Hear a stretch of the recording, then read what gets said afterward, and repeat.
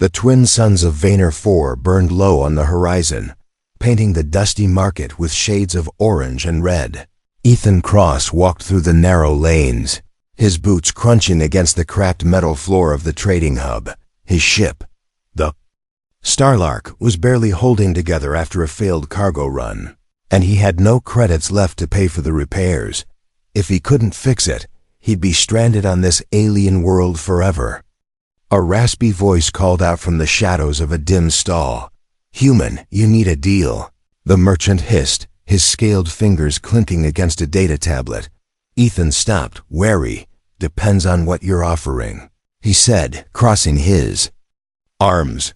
"I offer payment," the alien said, his slit-pupiled eyes darting around nervously. "I cannot pay you in credits, but I can give you her." From behind the merchant stepped a figure. A girl, no older than 20 by human standards, with pale silver skin and markings that glowed faintly under the twin suns. Her wrists were bound with energy cuffs, but her back was straight. Her head held high like she was not a slave, but something more. Her eyes deep violet with flecks of gold locked on Ethan, unblinking. He felt a strange chill run down his spine. Ethan frowned. "I don't trade in people." The merchant's tail twitched. "She is payment, human. Take her. And your debt for the parts is gone." Ethan glanced at the Starlark in the distance, her broken hull gleaming under the dying light. He didn't want this, but without those parts, he wouldn't survive long enough to find another way. "Who is she?" he asked carefully. The girl spoke for the first time, her voice calm, clear, and commanding. "My name is not important," she said, her accent strange but elegant. "But you will not own me." Ethan raised a brow, surprised. "Doesn't sound like a slave to me," he muttered. The merchant growled. "She is property, human. You take her, or you die on this rock."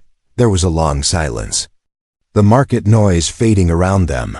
Ethan wasn't a hero, and he wasn't rich, but he wasn't about to leave her here either. "Fine," he said finally, running a hand through his dusty hair.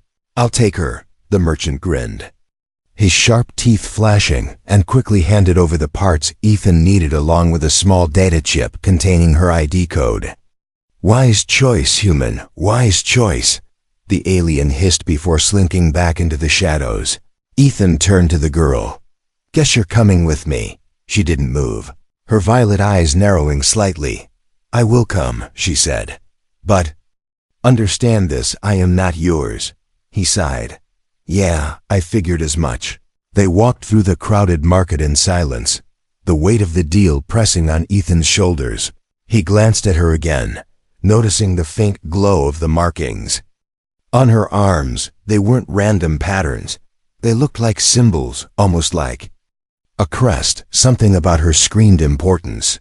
But he pushed the thought aside for now. Back at the Starlark, Ethan removed the cuffs, tossing them aside. "You're free to move, but don't try anything stupid," he said. The girl rubbed her wrists but didn't thank him. Instead, she looked around the ship with a calculating gaze, as if measuring every corner, every escape route. Ethan dropped the parts on the workbench and started repairs, trying to ignore her piercing stare. After a while, he finally asked, "So what's your name?" The girl tilted her head slightly, her silver hair catching the light. "You may call me Kale," she said simply, though something in her tone hinted that wasn't her full name. "Kale," Ethan repeated. "All right, Kale. Let's get one thing straight. I didn't ask for this." "And I did not ask to be given away like an object," she replied sharply, her voice like steel under silk. He couldn't help but smirk. "Fair enough." The Starlark hummed as power flickered back to life.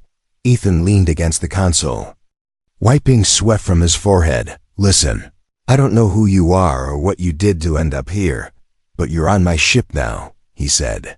Kale met his gaze without fear. "And you don't know what you've taken," she whispered, almost to herself, for the first time since the deal. Ethan felt the uneasy twist of something much bigger than a simple trade. This wasn't just survival anymore. This girl Kale was carrying secrets, and somehow he had just become part of them. as the Starlark lifted off the dusty world and the twin suns faded behind them. Ethan couldn't shake the feeling that his life had just changed forever. And somewhere deep inside, Kale's eyes burned with a quiet fire, like a storm waiting to break. The Starlark drifted through the cold void of space, her patched-up hull humming softly as Ethan adjusted the controls behind him. Kale sat silently on one of the metal benches, her hands resting neatly on her lap, her posture too perfect for someone who had supposedly been a slave. She hadn't spoken a word since they left Vayner 4, only watching him with those strange violet eyes that seemed to see more than they should. Ethan glanced over his shoulder, trying to break the silence. "You planning to sit there forever?" he asked, forcing a light tone. Kale's head turned slowly, her silver hair catching the pale light of the cockpit. "Are you planning to keep pretending you are in control?" she replied softly, her voice calm but sharp. Ethan blinked. "What's that supposed to mean?" Kale didn't answer right away. Instead, she stood and moved closer, her bare feet silent against the metal floor. "You took me as payment," she said, her gaze fixed on his face. "But you don't know what you've taken." Ethan turned back to the controls, hiding his unease with a shrug. "I know I didn't exactly have a choice," he muttered. "You were part of the deal, and now we're both stuck with it." Kale's lips curved into the faintest trace of a smile, though it wasn't warm. "You think this is about a deal," she said quietly. "It's not," Ethan frowned, gripping the throttle tighter. "All right, then why don't you tell me what it is about?" Kale tilted her head slightly, her violet eyes glinting with something unreadable. "When the time is right," she whispered, "you'll understand." The words lingered in the air like a shadow. Ethan shook his head, deciding not to push further for now. He set the Starlark on autopilot and stood, stretching his sore muscles. "You hungry?" he asked, trying to steer the conversation back to something normal. Kale didn't answer immediately, as if considering whether to accept the offer. Finally, she said, "Food would be acceptable." Ethan smirked. "Wow, high praise," he muttered under his breath as he rummaged through the ship's small storage.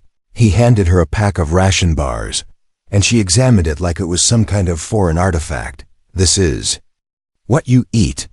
she asked, her tone neither mocking nor impressed, just curious.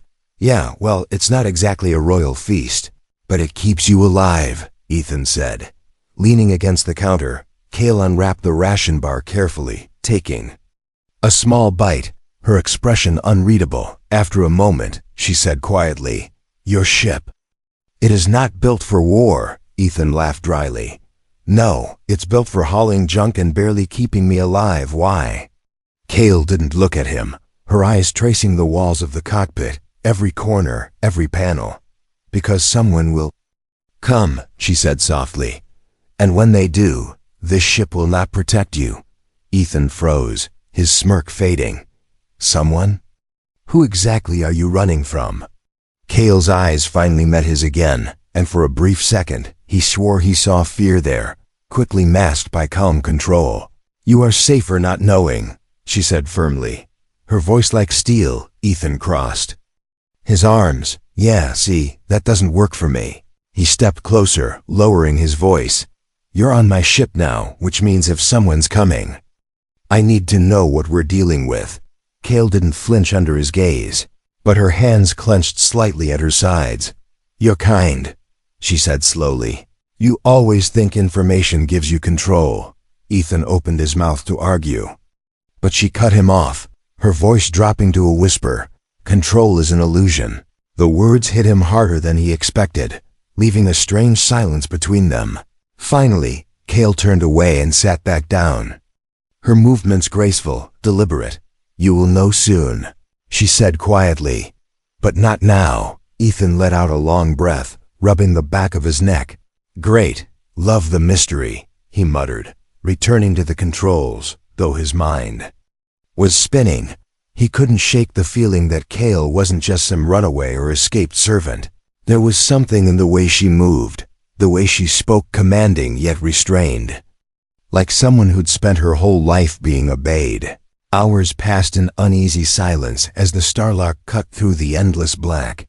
Ethan found himself glancing at her again and again, catching the way her fingers traced the faint glowing markings. On her arms, they weren't random designs, he realized. They were too precise, too symmetrical. He didn't know what they meant, but every instinct screamed that they were important. Finally, Kale broke the silence again, her voice low but steady. "When we reach the next system," she said, "you must be ready." Ethan turned to her. "Ready for what?" Kale's violet eyes glimmered with something that almost looked like sorrow. "For the moment you realize what you've gotten yourself into," she whispered. Ethan swallowed hard, suddenly feeling the weight of her words. He'd taken a deal. To survive, nothing more. But as he looked at Kale, he couldn't escape the growing truth. This wasn't just about survival anymore. This girl was a storm in disguise, and he had just invited it onto his ship. The starlark sailed through the void, carrying them both toward a destiny Ethan couldn't yet see. And in the quiet hum of the engines, Kale's fingers tightened around something hidden beneath her simple clothes. A small necklace etched with a crest of power. A secret waiting to explode. Asterisk. The starlark floated through the empty stretch between systems, its patched hull creaking softly as if whispering old secrets. Ethan sat in the cockpit, running diagnostics, while Kale remained silent in the corner. Her posture flawless, her violet eyes closed as if meditating. 3 days had passed since Vayner 4, and yet Ethan still knew nothing about her, except a name that felt incomplete, and a presence that made this small ship feel like a throne room. He sighed, pushing away the datapad, and decided to check the storage bay. It was messy as usual, spare parts scattered, old tools lying around, and now, one mysterious passenger who was more puzzle than person. As he moved a crate to access the power conduits, something small clinked onto the metal floor. A thin chain, delicate, glowing faintly as if alive. Ethan crouched and picked it up carefully. It was a necklace, but unlike anything he'd seen before. At the center was a crest etched in a metal that shimmered between silver and gold, shifting with the light. It wasn't decorative, it radiated meaning. The kind of symbol you didn't wear unless it defined who you were. He turned it over in his hand, whispering to himself, "What the hell are you hiding, Kale?" A voice behind him made him nearly drop it. "Put that down," Kale said sharply, her tone no longer calm but cutting like a blade. Ethan spun, startled to see her standing there, her eyes blazing in a way he hadn't seen before. "Easy," he said, holding up his free hand. "It fell. I didn't steal it." Kale stepped forward, her movements smooth, controlled, but her voice carried a weight of warning. "You should not have seen that," Ethan frowned, closing his fist around. "The necklace. Yeah, I'm starting to figure that out. So maybe you want to explain what it is." Kale's gaze locked on his, unflinching. "Give it to me," she said, her voice low but powerful. Ethan didn't move. "Not until you tell me what it means." For a long moment, they stared at each other, the hum of the ship the only sound. Finally, Kale exhaled softly, the fire in her eyes dimming just slightly. "That crest," she said quietly, "belongs to a house older than your species has existed." Ethan raised an eyebrow. "A house? You mean like royalty?" Kale didn't answer directly. Instead, she held out her hand, palm open. "Give it to me," she repeated, her tone softer this time. Ethan hesitated, then placed the necklace gently into her hand, her fingers curled around it with a care that spoke of reverence, not vanity. She closed her eyes for a moment, whispering something in a language Ethan didn't recognize. It sounded less like a prayer and more like a vow. When she opened her eyes again, the cold calm had returned. "You should not have seen this," she said again. But her tone carried something else now, a trace of fear. Ethan leaned against a crate, crossing his arms. "Yeah, well, maybe if you'd actually told me who you were, we wouldn't be here." Kale's jaw tightened, and for the first time, her perfect composure cracked. "You don't understand," she said, her voice sharper than before. "That crest is death. Ethan blinked. Okay, you're gonna have to explain that one. Kale looked down at the necklace, the faint glow reflecting in her eyes. If anyone knows I still wear this, she said slowly. If anyone knows I still live, the war will begin again. Her words hung in the air like a weight pressing against the walls of the ship. Ethan's heart skipped. War? What war? Kale, what are you talking about? She lifted her gaze to him, and for a heartbeat, the mask fell away. I was never a slave, she whispered. I was never meant to be sold. Ethan felt a chill crawl up his spine. Then what the hell are you? Kale's fingers tightened around the necklace, and when she spoke, her voice carried the weight of galaxies. I am Kalira Aaron, first heir of the Aaron dynasty, she said, every word calm, deliberate, and terrifyingly certain.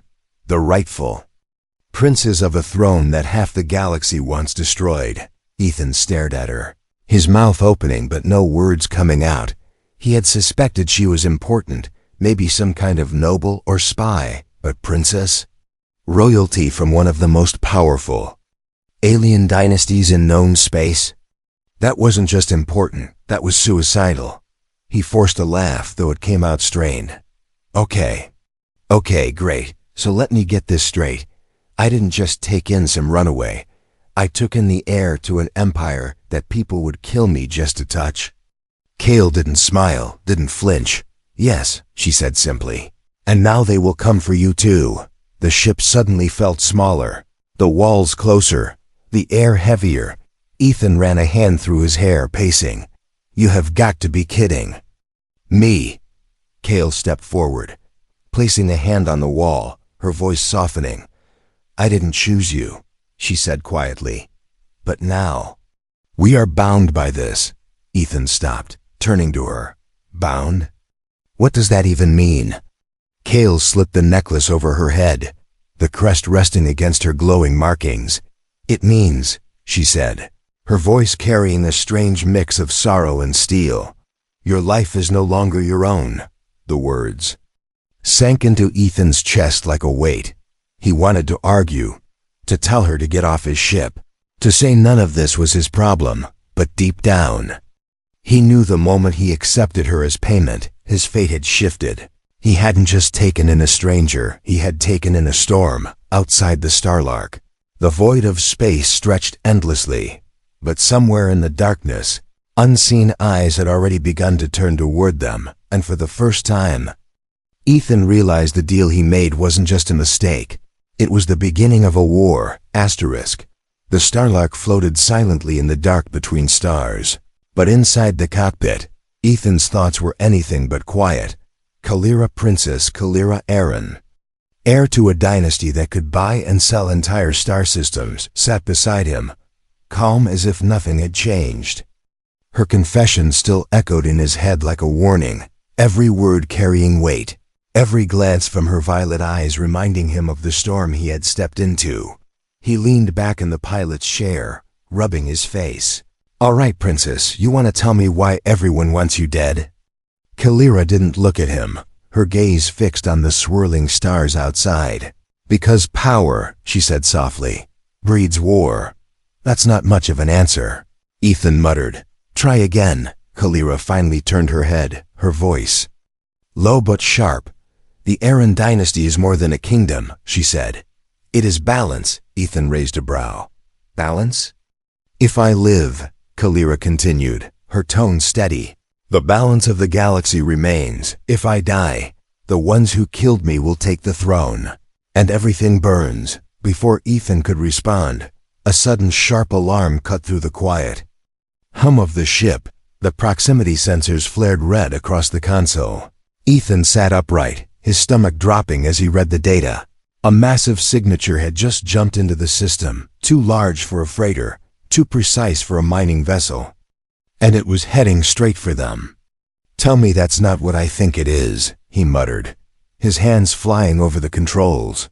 Kalira's eyes narrowed, her posture finally shifting from calm to alert. They found us, she said quietly, her voice like steel wrapped in silk. Ethan cursed under his breath, switching the Starlark to full power. How? We jumped 3 systems away from Vaynor. Kalira didn't answer immediately. Her eyes locked on the flashing sensors. They are not hunters, she said at last. They are hounds.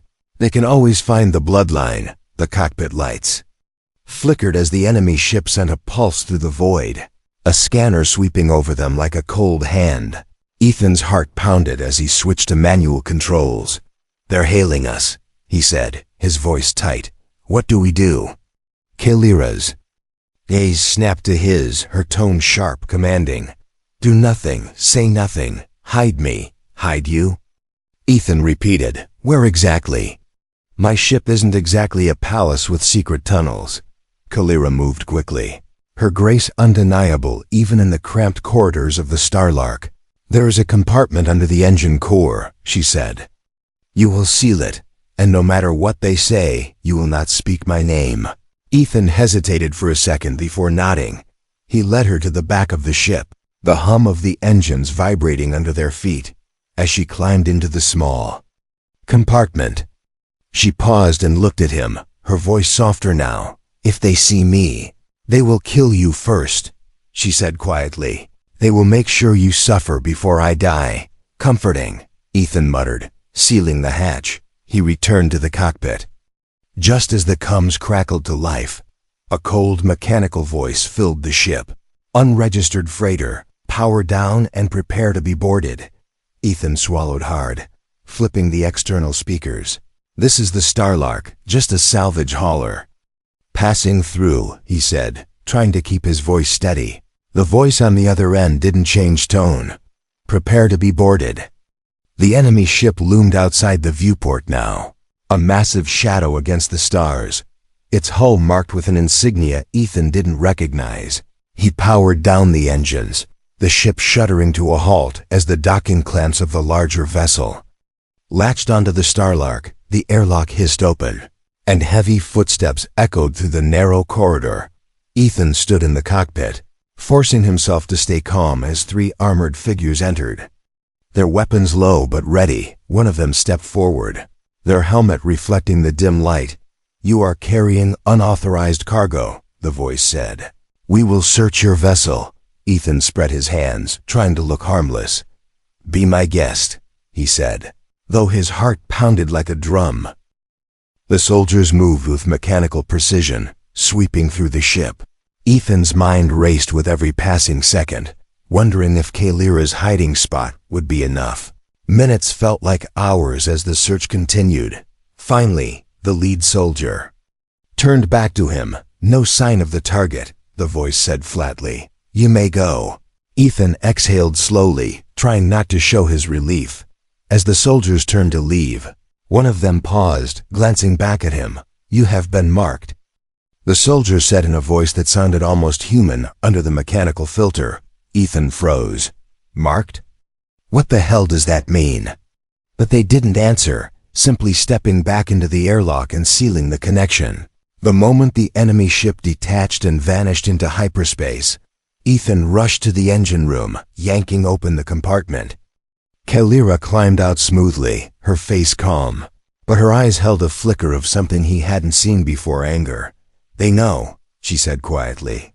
And now, every hunter in the galaxy will follow your scent. Ethan leaned against the wall, his breath shaky. Great, so I'm dead, he muttered. That's what you're telling me, right? Kalira stepped closer, her voice low but steady. No, she said. Not yet. He looked at her, searching for some sign of reassurance, but her expression was unreadable. Then what do we do? He asked. Kalira placed the necklace back against her chest, her fingers brushing the glowing crest. We run, she said simply, her voice carrying the weight of 1,000 unspoken truths.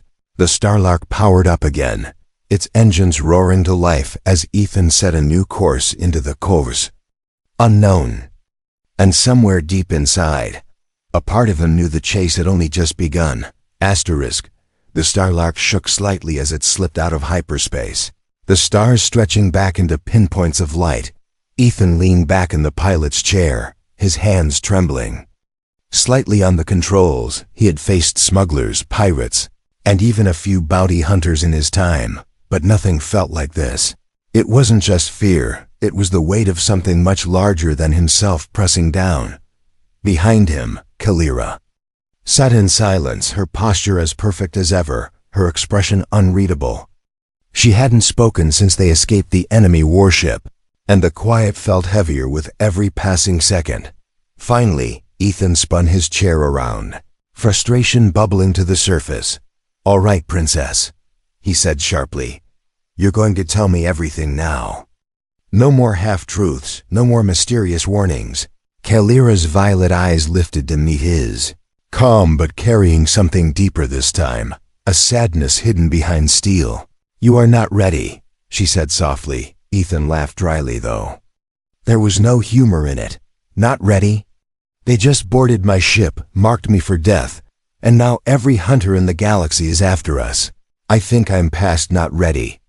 Kalira stood, her movements deliberate, graceful, like every step carried. "Meaning, you want the truth?" she said quietly. "Very well, but once you hear it, there is no going back." Ethan spread his hands. "Too late for that already." She reached up, pulling the glowing necklace from around her neck and holding it between them. "This crest," she said, her voice steady but low, "is more than a symbol. It is a claim to a throne older than your species. A throne built on alliances, bloodlines, and war." Ethan's eyes flicked to the shimmering metal. "Yeah, you said you're a princess. I got that part." Kalira's lips tightened. "No, you do not understand. I am not a princess. I am the princess. The only heir left to the Aaron dynasty." Ethan blinked. "What do you mean, only heir left?" Kalira's fingers curled around the necklace, and for the first time, her voice cracked, just slightly. "They are all dead," she whispered. "My family, my guards, my court. Every one of them." The words hit Ethan like a physical blow. He leaned back in his chair, stunned into silence. "How?" he started, but Kalira's gaze dropped to the floor. "Betrayal," she said quietly, "by those closest to us. They struck in the dark, killed my parents, my brothers, my sisters, all for the throne, all for power." Ethan rubbed his face, letting the reality sink in. "So they sold you into slavery to hide you?" he asked slowly. Kalira nodded once. "It was the only way to keep me alive, to make them believe the bloodline was gone. But someone leaked a whisper, and now the hounds hunt again." For a long moment, the only sound was the hum of the starlarks. Engines. Ethan stared at her, his chest tight. He had taken her in thinking she was just a girl, a bargaining chip in some backwater deal. Now, she was the last piece of a dying empire, and he was tangled in a war that could burn galaxies. "All right," he said finally, his voice lower now, more serious. "What happens if they catch you?" Kalira met his gaze, and there was no hesitation in her answer. "They will not take me alive," she said simply, "and they will kill you for touching me." Ethan let out a long, shaky breath. "Great, so I'm dead no matter what." Kalira stepped closer, her voice softening for the first time. "You are not dead yet," she said, "because you made a choice. You took me in, and that choice has weight." He looked up at her, confused. "What choice?" "I didn't exactly have options back there." Kalira tilted her head slightly, her silver hair catching the soft light of the cabin. "Choice is not about freedom," she said quietly. "It is about burden. And now you carry mine." The words settled into him like a stone. Heavy but strangely grounding, Ethan stood, facing her fully. "All right, princess. If I'm carrying your burden, then you better tell me where we're going next, because running forever isn't much of a plan." Kalira's lips curved, not into a smile, but something close, a faint spark of respect. "There is a place," she said softly, "a hidden fleet loyal to my bloodline. If we reach them, we can fight back." Ethan nodded slowly. "Good. Coordinates?" Kalira's fingers brushed the necklace again, her eyes softening. "I will guide you," she said, "but understand, once we go there, you are no longer just a man with a ship. You are a soldier in a war you did not ask for." Ethan smirked. Faintly, though it didn't reach his eyes, Story of my life, he muttered. Turning back to the console as he set the course, Kalira stepped closer, her voice barely above a whisper. "And Ethan," she said, making him pause and glance. "Back, if you die. They win." He met her gaze for a long moment, the weight of her words pressing into his chest. For the first time, he saw past the steel and grace, past the perfect posture and calm voice. He saw the girl who had lost everything, carrying a kingdom on her shoulders while running through the void. Ethan turned back to the controls, his jaw tight. "Then we don't die," he said simply, his voice steady. The Starlark roared to life, engines flaring as it shot back into hyperspace.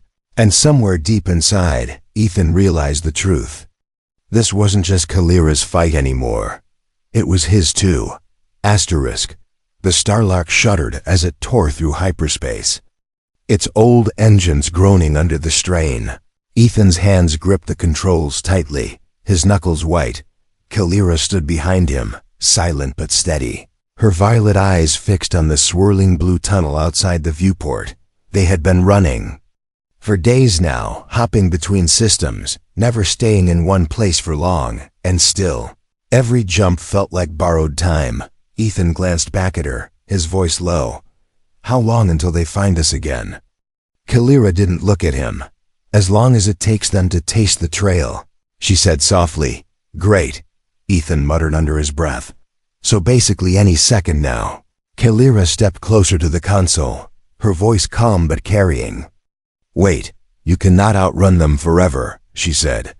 "At some point, you must choose to stand." Ethan shot her a quick glare. "Stand? In this ship? You've seen the Starlark, right? She's held together by tape and luck." For the first time in days, Kalira's lips curved slightly, though it wasn't quite a smile. "Sometimes," she said softly, "luck is enough." Before Ethan could reply, the proximity alarm screamed to life. The blue tunnel outside fractured as the Starlark was yanked violently out of hyperspace. Ethan cursed, wrestling with the controls as the ship spun into the cold void of normal space. The sensors lit up in red, flashing warnings across the screen. "Please, tell me that's a glitch," Ethan muttered, though he already knew it wasn't. Kalira leaned over the console, her face calm even as the enemy signatures filled the display. "They found us," she said quietly. 3 ships emerged from the darkness, sleek black hulls marked with the same insignia as the warship that had boarded them before. Ethan slammed the throttle, the Starlark's engines screaming as they tried to push the old ship forward. Laser fire cut through the void, grazing their shields and sending sparks across the cockpit. "Not good, not good," Ethan shouted, flipping every evasive maneuver the old freighter had. Kalira moved with sudden precision, her hands gliding over the auxiliary controls with a skill that made Ethan stare for a second too long. "Since when do you know my ship?" he demanded. "I know every ship," she said simply, her tone focused. "Because when you are hunted, you learn to survive." The enemy ships closed in, their weapons locking on. Ethan slammed the coms. "All right, princess, any brilliant royal plans? Because I'm running out of ideas here." Kalira's fingers brushed the necklace at her throat, and her voice shifted, calm but commanding. "There is a nebula near this system," she said. "Dense gas, electromagnetic storms, sensors. We'll fail inside." Ethan's eyes flicked to the nav map, spotting the faint swirling cloud on the edge of the sector. "That's suicide," he said flatly. Kalira met his gaze, her voice firm. "It's survival." Ethan gritted his teeth and threw the Starlark into a sharp dive, the old freighter groaning under the sudden change. The enemy ships followed, their lasers tearing through the black.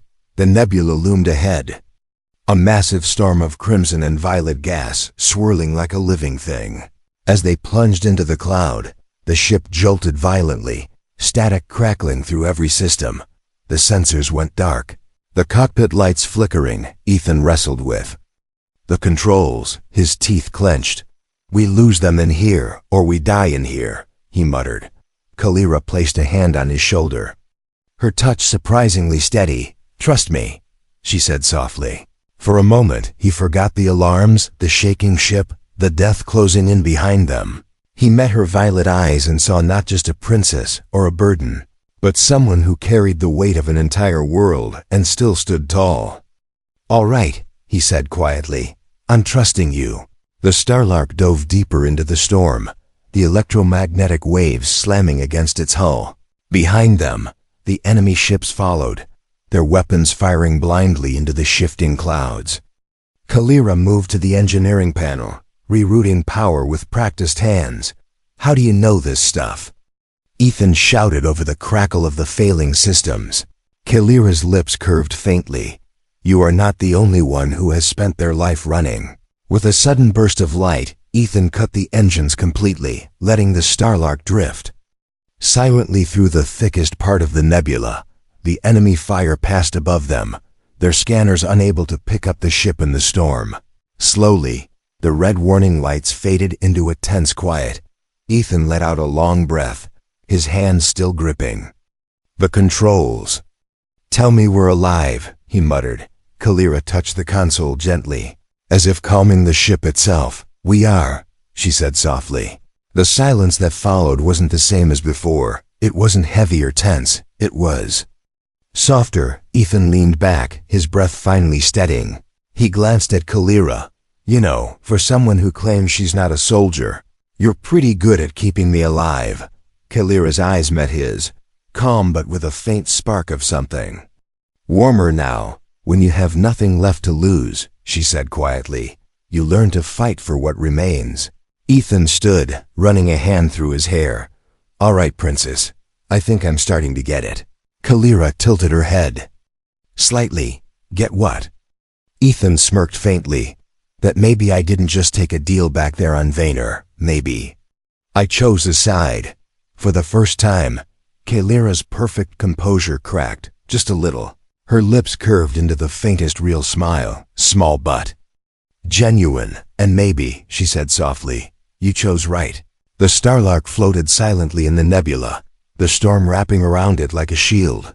For the first time since this began, Ethan didn't just feel like a man running. He felt like a man fighting, and beside him, Kalira was no longer just a passenger or a secret. She was an ally. Asterisk. The Starlark drifted out of the nebula like a ghost emerging from smoke, her battered hull still humming, her engines holding together with more hope than metal. Ethan sat in the pilot's chair, his eyes bloodshot from days without proper sleep. Beside him, Kalira stood silent, her gaze fixed on the map as stars unfolded across the viewport. For the first time since Vaynor 4, there was a destination, not just another jump to nowhere, not just another desperate escape, but a point on the map that meant something. Ethan glanced at her, his voice low. "So this is it, huh? Your fleet?" Kalira didn't look at him, her fingers brushing the glowing crest at her throat. "If it still exists," she said softly, "then yes, this is where it waits." Ethan smirked faintly, though exhaustion dulled the edge. "You sound real confident, princess." Kalira's lips curved slightly, not a smile but something close. "Hope is not confidence," she said, "but sometimes it is all we have left." The Starlark shuddered as the coordinates locked in. Ethan pulled the lever, and the stars stretched into blue fire as hyperspace swallowed them. For a long time, neither of them spoke.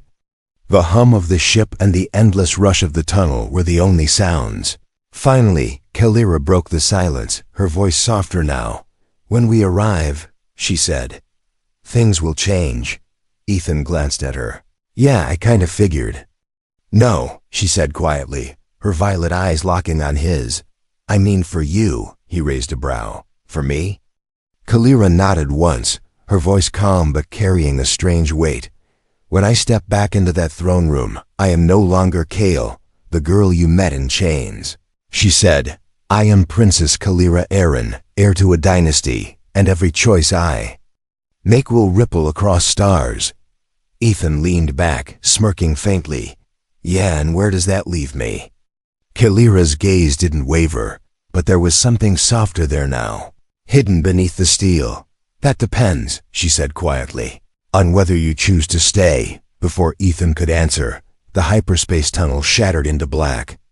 The Starlark dropped into normal space, and Ethan's breath caught in his throat. Before them stretched a fleet, not scattered, not broken, but waiting.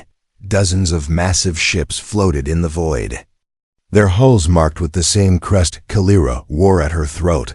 It wasn't just a fleet, it was a kingdom in exile. Ethan let out a low whistle. Guess they still exist. Kalira didn't answer, her hand pressing gently against the glass as if touching ghosts. A voice crackled over the comms, sharp and formal. Unidentified vessel. You have entered restricted space. State your purpose or be destroyed. Ethan glanced at Kalira. This one's all you, princess. Kalira stepped forward, her voice calm but carrying a weight Ethan had never heard before. This is Kalira Aaron, she said, every syllable precise, every word like a blade. First heir of the Aaron dynasty, I am coming home. There was silence on the comms. Then, suddenly, every ship in the fleet shifted, their lights flaring as if the entire armada held its breath.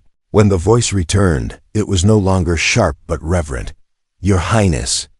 You live, Ethan leaned back, letting out a shaky laugh. Well, that's one way to make an entrance. The fleet parted like a tide, clearing a path as the Starlark drifted forward. Ethan glanced at Kalira, noticing her perfect posture falter just slightly. You okay? He asked quietly. Kalira's lips parted, her voice barely above a whisper. I never thought I would see them again. The docking clamps attached gently to the Starlark, and the hiss of the airlock opening echoed through the small ship. Ethan stood, wiping his hands on his worn jacket. Well, princess, time to meet your people, he said with a smirk, though his chest felt strangely heavy. Kalira turned to him, her violet eyes softer now. You saved me, she said quietly. When? You didn't have to. Ethan shrugged. Yeah, well, you still owe me for those parts. For the first time, Kalira laughed, soft and real. It was a sound Ethan knew he'd never forget. They stepped into the airlock together, the bright lights of the royal flagship spilling into the corridor. Dozens of armored soldiers stood at attention, their weapons lowered, their faces hidden behind polished helmets, and then, as Kalira stepped forward, every single one of them dropped to one knee. Ethan stared, the reality hitting him like a wave. This wasn't just some runaway. This was a queen in the making. Kalira stood tall, her voice ringing through the hall. I am Kalira Aaron, she declared, and I have returned to take back what was stolen. The soldiers roared their salute, the sound echoing like thunder through the steel corridors. Ethan stood behind her, watching the girl he had met in chains transform into something far greater. For a moment, pride swelled in his chest, though he wasn't sure why. Kalira turned her head slightly, her voice low enough only for him to hear. You are not just a traitor anymore, Ethan Cross, she said softly. Ethan raised a brow. Oh yeah? Then what am I? Kalira's lips curved faintly. My first ally, she said. And if you choose it. My friend, Ethan chuckled, shaking his head. Well, princess, looks like I chose a side after all. Kalira's violet eyes met his, and for the first time there was no steel, no mask, just truth. Yes, she said quietly, and so did I. As the doors to the throne room opened ahead of them, Ethan felt the weight of it all settle on his shoulders. The deal he had made in a dusty market, the girl he had accepted as payment. The storm they had survived together, it wasn't a mistake, it was fate. The Starlark sat quietly in the dock behind them, a small, battered freighter that had carried a princess back to her throne and a man into history, and somewhere deep inside. Ethan knew this wasn't the end, it was only the beginning.